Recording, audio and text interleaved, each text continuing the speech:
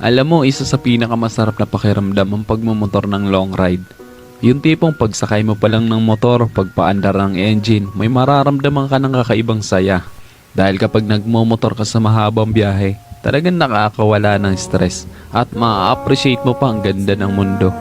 Yung tipong habang nagmumotor ka, masasabi mo na lang sa sarili mo na, wow, ang sarap palang mabuhay. Ang ganda pala ng mundo. Lalo na kapag ang patakbo mo yung chill lang, yung ini-enjoy mo lang talaga ang moment. Madami kasi tayo kanya-kanyang problema sa buhay. Pero kapag nagmomotor ka na, makakalimutan mong problema mo. Lalo na kapag maganda ang view, maganda ang kalsada, tapos hindi mo namamalayan, nagkakaroon ka na pala ng positive mindset dahil magaan ang pakiramdam mo eh. Kaya kapag stress ka na, kailangan mo lang din talaga minsan ng mahabang biyahe bilang isang pahinga eh. Ang weird no? Kasi nakakapagod magmotor pero ito yung pahinga ng gusto-gusto ng marami.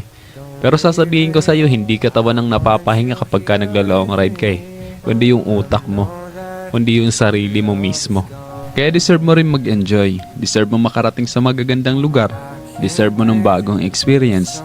Ng bagong kwento.